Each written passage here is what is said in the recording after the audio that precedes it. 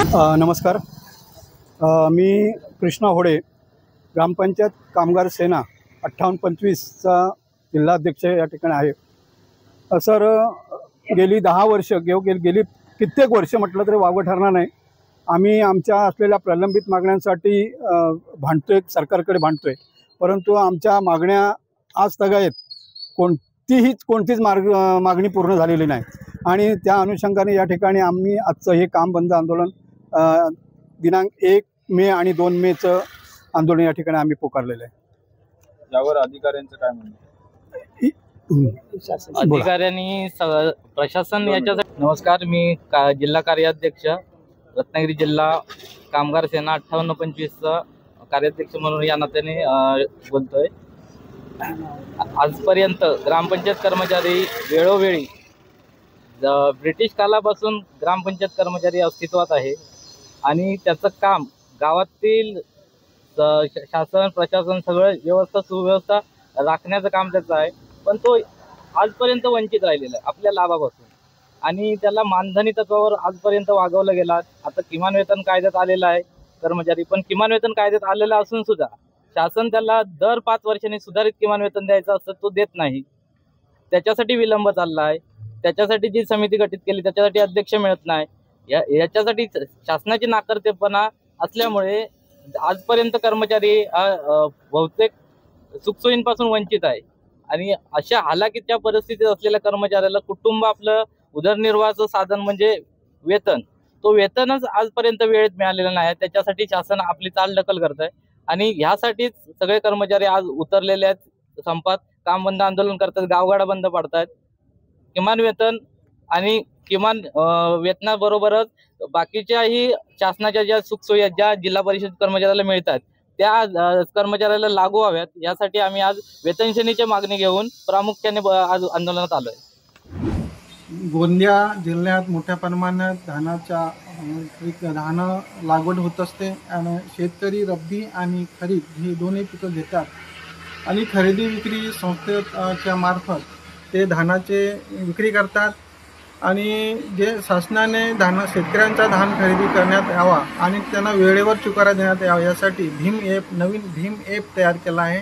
या भीम ॲपद्वारे शेतकऱ्यांना धानाचे चुकारे देण्यात येते, परंतु त्यांच्या चुकीमुळे शेतकऱ्यांचे जे धानाचे चुकारे आहेत ते वास्तविक ज्या खरा शेतकरी आहे त्यांच्या खात्यावर आले नाही आणि ते दुसऱ्या खात्यावर गेले. त्यामुळे जे वास्तविक शेतकरी आहे त्यांना आर्थिक अडचणीचा सामना करावा लागत आहे.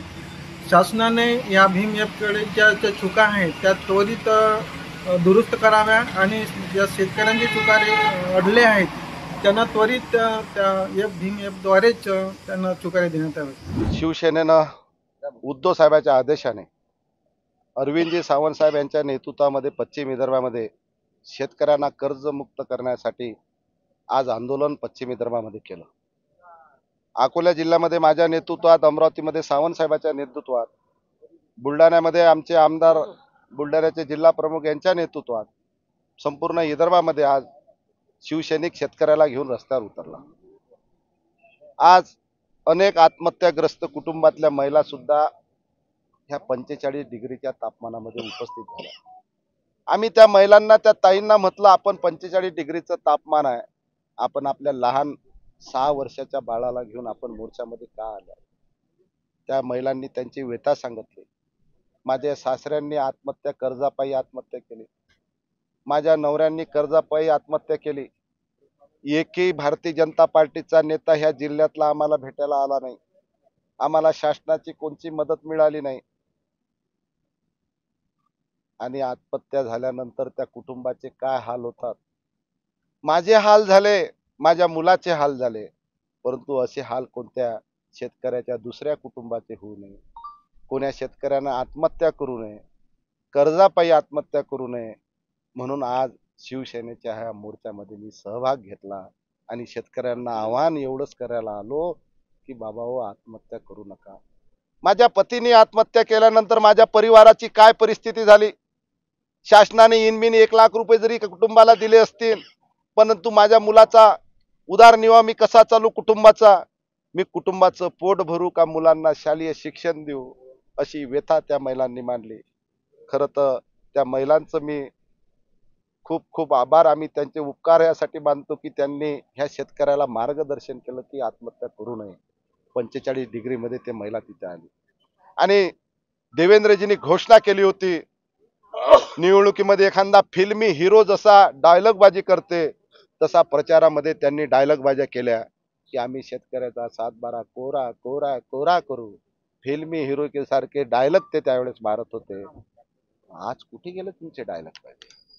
आज 6 महिने झाले सरकार या महाराष्ट्रामध्ये बसलं तरी सुद्धा शेतकऱ्याचा 7-12 कोरा झाला नाही.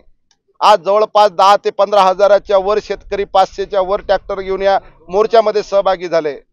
येणाऱ्या हिवाळी अधिवेशनाच्या अगोदर जर देवेंद्रजींनी या महाराष्ट्रातल्या मुख्यमंत्र्यांनी जर शेतकऱ्याचा 7-12 जर कोरा केला नाही तर येणाऱ्या हिवाळी अधिवेशनाला नागपूरला या पश्चिम विदर्भातले हजारो ट्रॅक्टर घेऊन, लाखो शिवसैनिक घेऊन, लाखो शेतकरी घेऊन विदर्भाला, विधान भवनाला आम्ही वेळा घालू.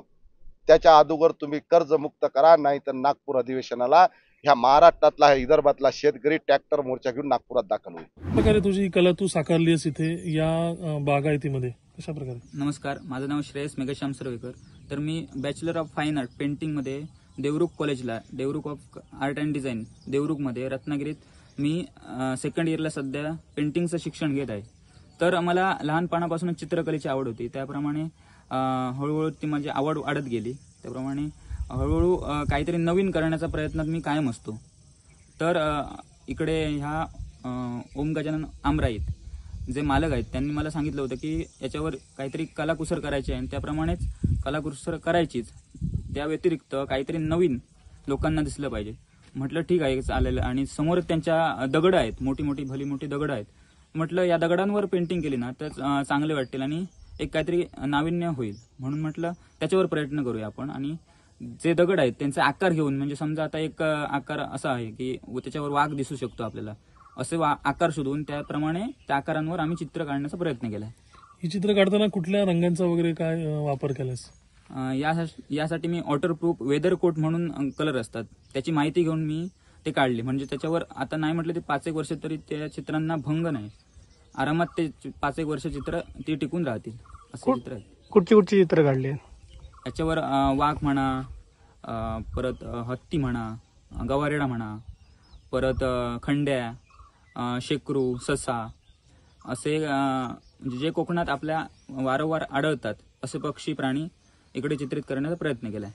आधीच्या वातावरण हेच चांगलं होतं. आधीच्या वातावरणापेक्षा आताचं वातावरण लय गढूळ झालेलं आहे. देशात राजनीती, गुंडागिरी, म्हणजे आज लोक किती त्रास मध्ये राहतात आणि हे सर्व आपलं त्रास आहे पॉलिटिशियन लोकांसाठी, बाकी दुसरा काहीच नाहीये.